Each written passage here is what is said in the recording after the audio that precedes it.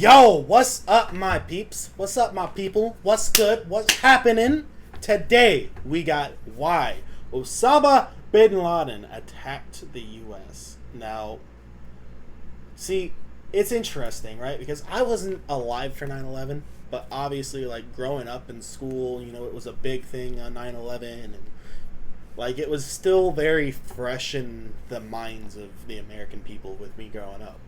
So, but like, it's interesting because I've never heard why he attacked us. All I ever heard is that he attacked us in the revenge on our part. So, I feel like this will be a little interesting to hear. So, without further ado, if you clicked on this video, I'm sure you know this isn't a happy topic, but let's get it.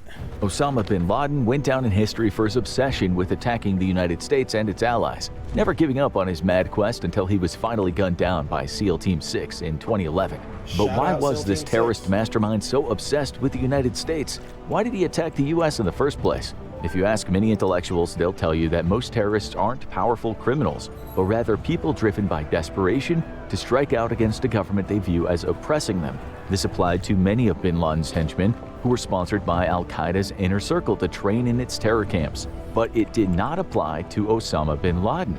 Osama grew up in Saudi Arabia in the lap of luxury. As the son of Mohammed bin Awad bin Laden, to say that the elder bin Laden was a success would be putting it lightly. He was a billionaire construction magnate who ensured his family was well taken care of. That's crazy. Okay, I always imagined, like, he grew up poor in, like, a slum somewhere. Like, that. He was a billionaire and he chose that life. That blows my mind. Wow. Very large family at that. Osama bin Laden was born in 1957 as a son of Mohammed bin Laden's 10th wife. In total, his father had 52 children. His mother... Yeah, damn! First off, 10... I don't even know why you'd want 10 women, damn it. Like, headaches ain't worth it. First off, like, I couldn't handle no 10 women. Second off, 52 I don't even want one. 52! What the no! Divorced the billionaire soon after Osama was born, but Osama would ultimately inherit at least $25 million from his father. So, he was well taken care of. But where... I'm sorry, I don't understand that. $25 million?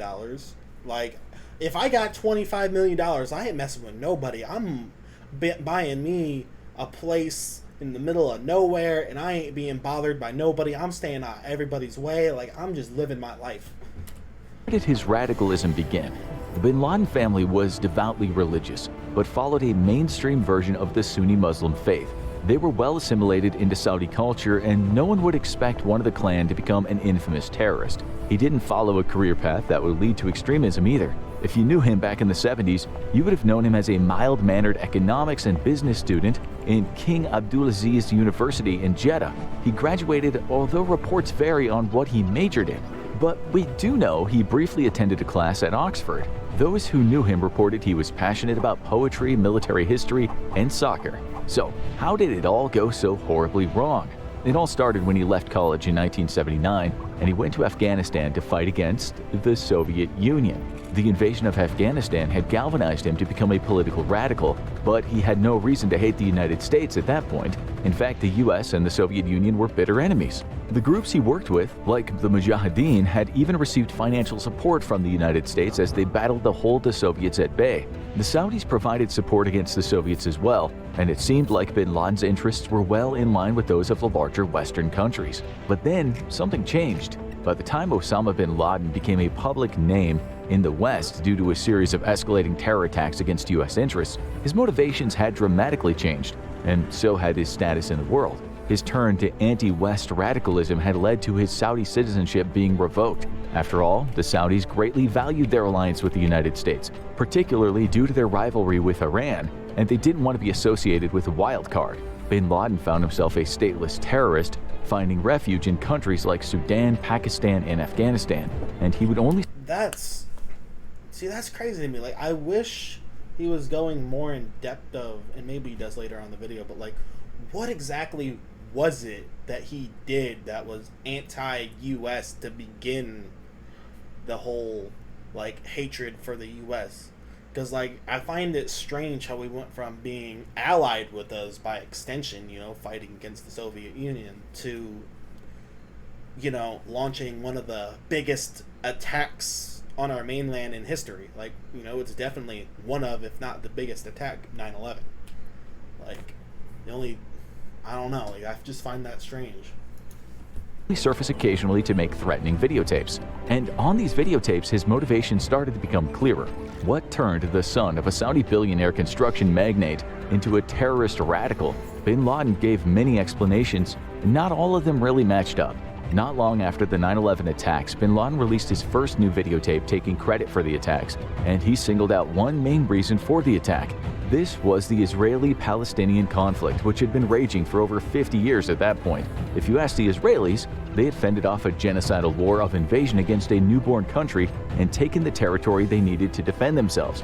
If you ask the Palestinians or the surrounding Arab states, they'd been expelled from their territory by newcomers to the region and had been fighting to get their lands back ever since. But was this regional conflict enough to create a global war? In a word, probably not.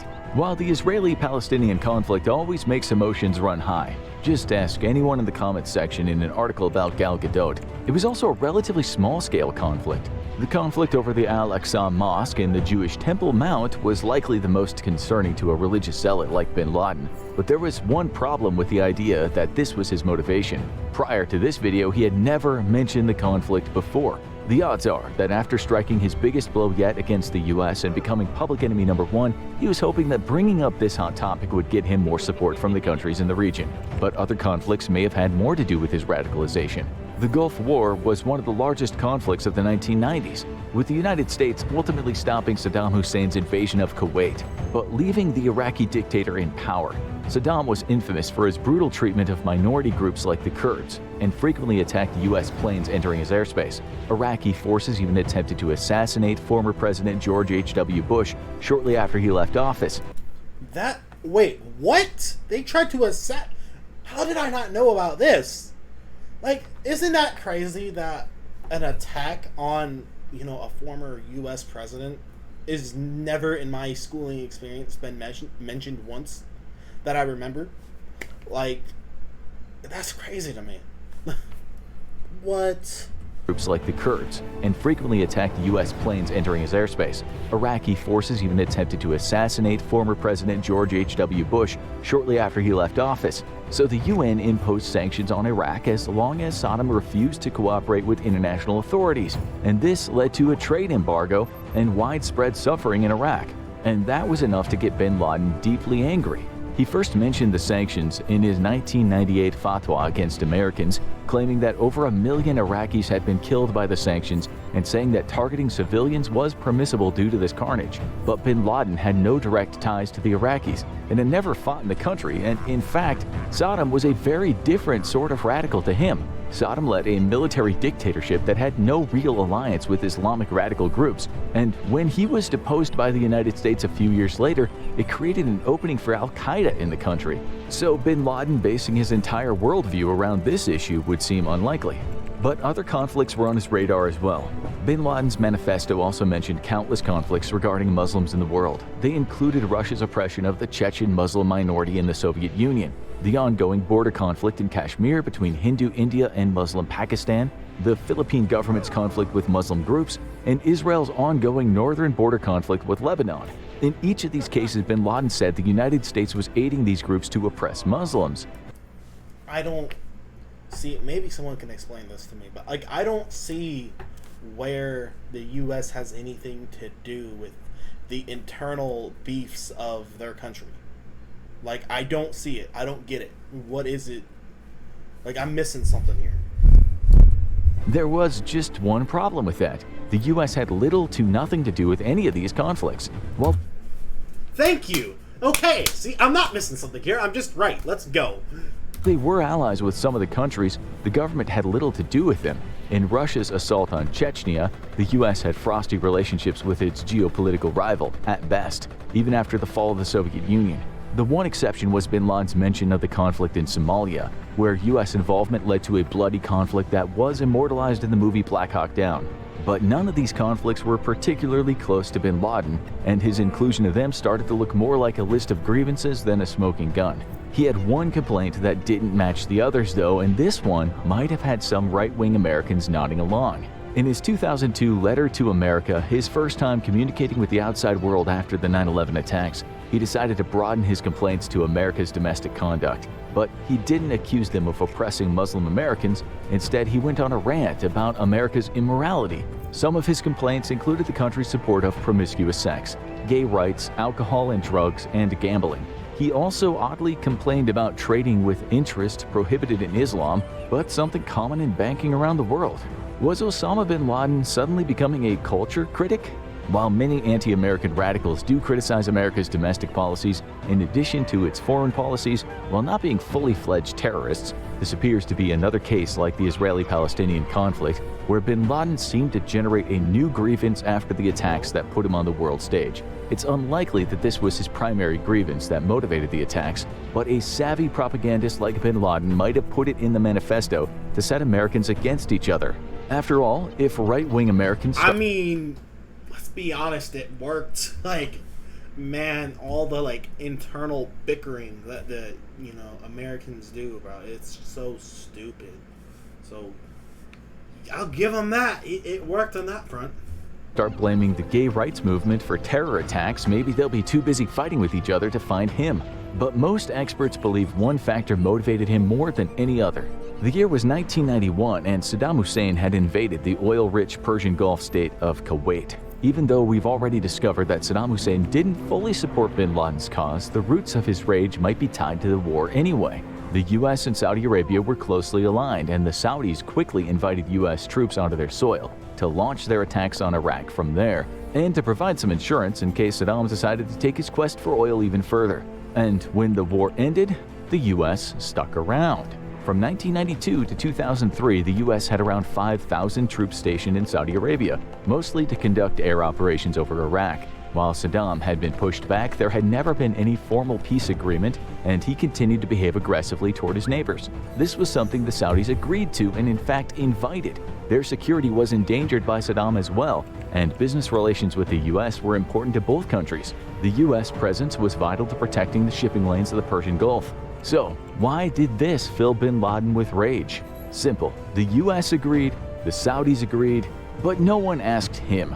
While most people involved felt that the security benefits were worth it, Osama bin Laden viewed even the voluntary presence of US troops on Saudi soil as an invasion of holy Muslim land. While the troops were nowhere near the sacred cities of Mecca and Medina, they were too close for this radical. And there is ample evidence that this might have been the trigger that turned him into an anti-American militant. For one thing, it was the only motivation mentioned in the very first fatwa he issued in 1996, demanding the US evacuate Saudi Arabia. 2 years later, he referred to it as an invasion, in which the United States had been plundering the country and humiliating the people. He believed it was a staging ground for an assault on the entire Muslim world, and repeatedly accused the Americans of being too close to Mecca. The US presence in Saudi Arabia would eventually end when the Second War with Iraq began due to the Saudis opposing that conflict, but this was the only motivation that bin Laden kept coming back to.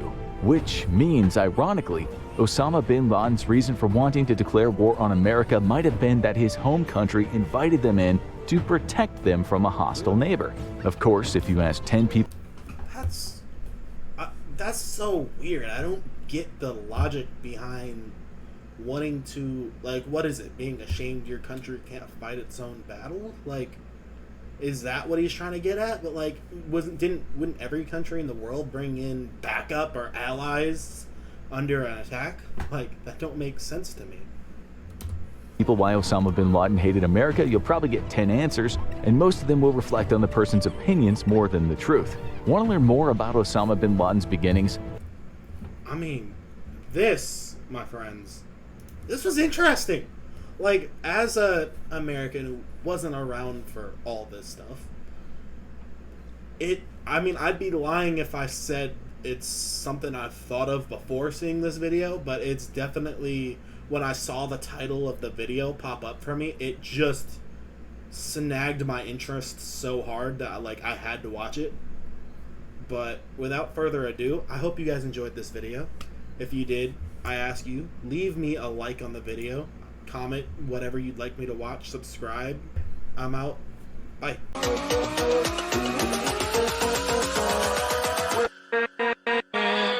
With